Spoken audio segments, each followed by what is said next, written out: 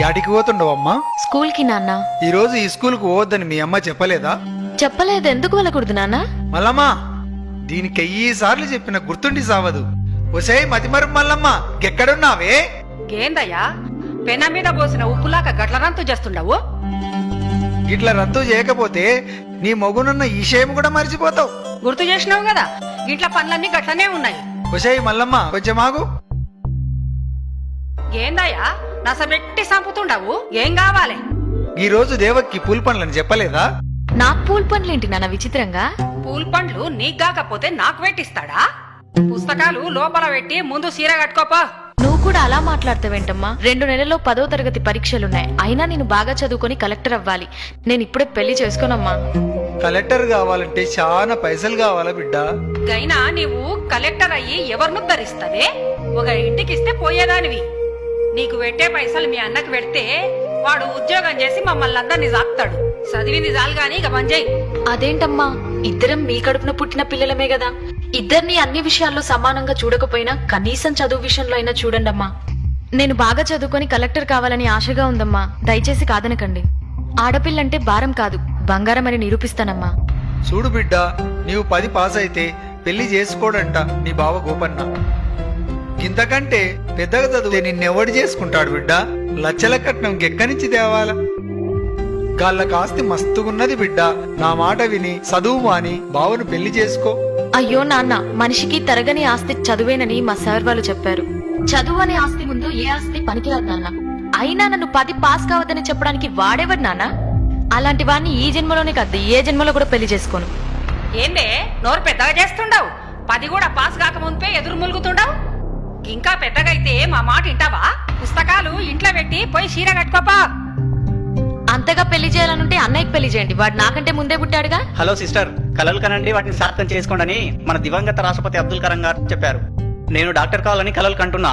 నన్ను పెళ్లి ఊబిలోకి లాగి నా కలల్ని కలలు చేయొద్దు. నీకొక్కడికే ఉందా కలలుగానే స్వేచ్ఛ? నాకు లేదా?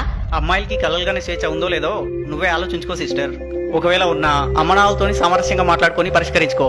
బాయ్ సిస్టర్, కాలేజీకి వెళ్ళొస్తా. ఇది మంచిగా చెప్తే వినేటట్టు లేదు. పుస్తకాలకి ఇక్కడి నన్ను చంపిన పర్లేదు, నేను పుస్తకాలు మాత్రం ఇవ్వను. నేను స్కూల్కి వెళ్తా. మీ మామకు మాట ఇచ్చినా బిడ్డ, నా ఇజ్జత్ తీయకు. లోన్కి పోవే. అమ్మా వద్దమ్మా. హలో, ఫోన్ ఎత్తండి సార్. ఫోన్ ఎత్తండి సార్ ప్లీజ్. ఫోన్ ఎత్తండి సార్. హలో, ఎవరు? హలో సార్, నేను దేవకిని మాట్లాడుతున్నాను. ఎందుకమ్మా ఏడుస్తున్నావు? నన్ను చదువు మాన్పించి పెళ్లి చేయాలని ఎంగేజ్మెంట్ చేస్తుండు సార్. మీరు వచ్చి ఎలాగైనా కాపాడాలి సార్. Sir please sir. నువ్వేం భయపడకమ్మా, నేను వెంటనే పోలీసుల్ని పంపిస్తా. Sir please sir. ఎవరికి ఫోన్ చేస్తుండవే? Police station.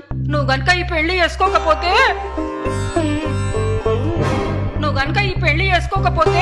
ఈ పురుగుల మందు తాగి సస్తా. అలాగే చేసుకుంటానమ్మా, నువ్వు తాగొద్దు ప్లీజ్. అయితే లోన్కి వా. రావయ్యా లచ్చన్న బావా, రా. ఇప్పుడే నా రావడం. కూర్చోండి బావా, కూర్చోండి. కిష్టే బావా, చెల్లెమ్మయ్యాడుంది. లోపలుంది బావా. 2 నిమిషాల్లో దివ్యమైన ముహూర్తం ఉంది సుమి. రావుకాలం రాక ముందే తాంబూలాలు ఇచ్చి పుచ్చుకోవాలి సుమి. అమ్మాయిని త్వరగా తీసుకురమ్మను నా దద్దోజనం. మల్లమ్మ, బిడ్డను దొలకరా.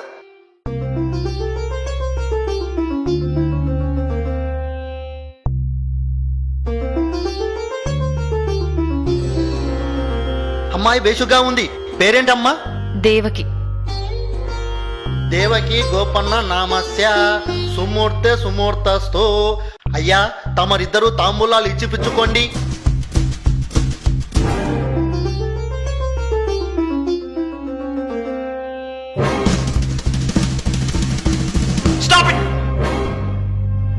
కానిస్టేబుల్స్, వీళ్ళందరినీ జీపేకి ఇచ్చండి.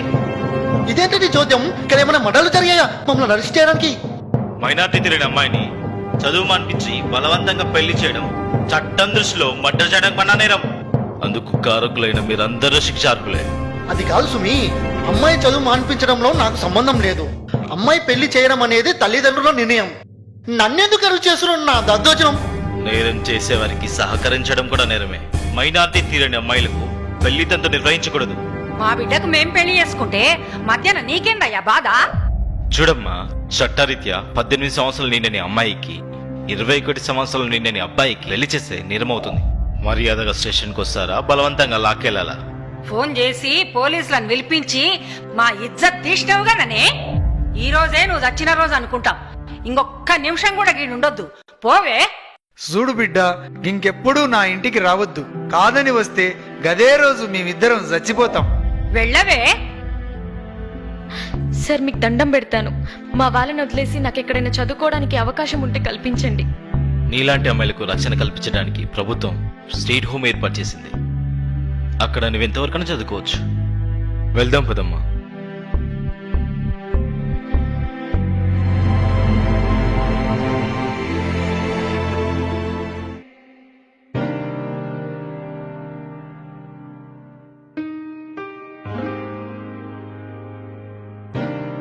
అయ్యా, కలెక్టర్ అమ్మను కలవాలయ్యా.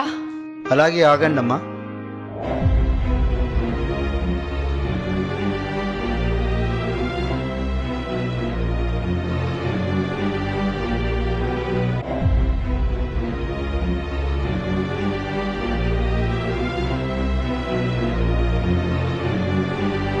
మేడం, మీ గురించి ఎవరో రైతు దంపతులు వచ్చారు మేడం. ఎక్కడి నుండి? చెప్పలేదు మేడం. లోపలికి రమ్మనండి.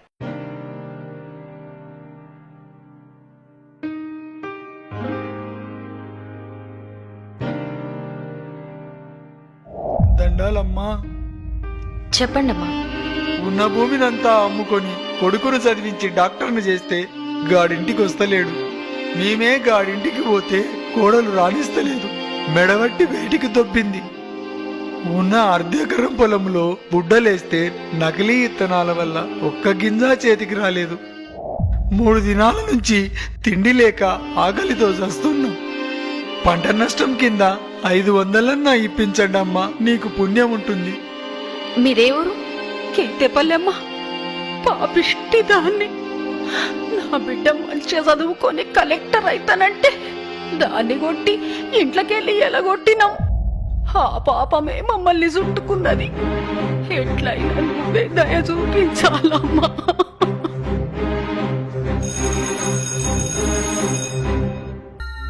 మేడం.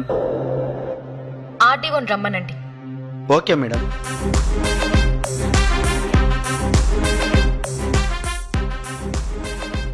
ఎస్పీ గారు, నా ఛాంబర్కి రండి.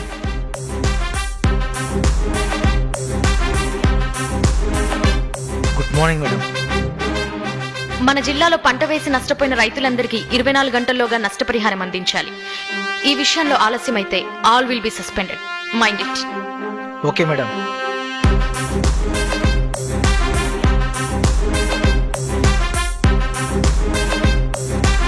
Yes madam. నకిలీ విత్తనాలమ్మే షాపులన్నిటినీ ఫైండ్ అవుట్ చేసి వెంటనే సీజ్ చేయండి. సంబంధిత వ్యక్తులని అరెస్ట్ చేయండి. Do it as early as possible. It's my order. Okay madam. చాలా సంతోషం అమ్మా. నిన్ను చూస్తుంటే మా బిడ్డనే చూసినట్టుంది. మీరు ఇంకొక సాయం చేయండి అమ్మా, మాకెవరూ దిక్కులేరు. మమ్మల్ని ముసలోళ్ళుండే దగ్గర గదేనమ్మా, దిక్కులేని వాళ్ళుండే దగ్గర మమ్మల్ని చేర్పించమని చెప్పమ్మా.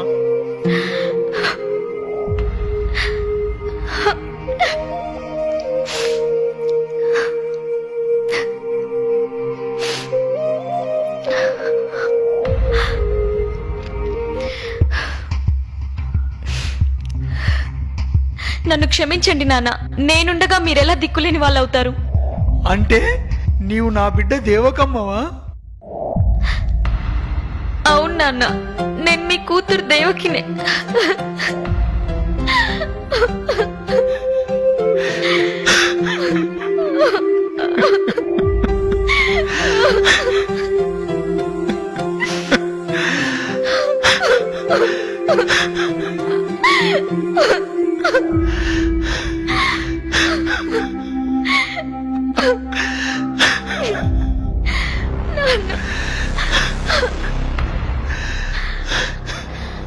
అమ్మా, నేనమ్మా మీ కూతురు దేవకిని.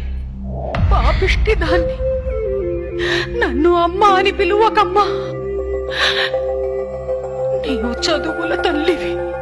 నీవే ఎక్కడుంటే అక్కడ అందరు చల్లగా ఉంటారు. ఢిల్లీకి రానైనా తల్లికి కూతురే కదమ్మా. పదండమ్మా మన బంగ్లాకి వెళ్దాం. సమాజంలో ఎంతో మంది దేవకి లాంటి అమ్మాయిలున్నారు. పసి వయసులోనే వారికి పెళ్లిళ్లు చేయడం వల్ల మానసికంగా శారీరకంగా చితికిపోయి అర్ధాంతరంగా తనువు చాలిస్తున్నారు. వారి ప్రతిభా పాటవాల్ని మొగ్గలోనే త్రుంచివేయకండి.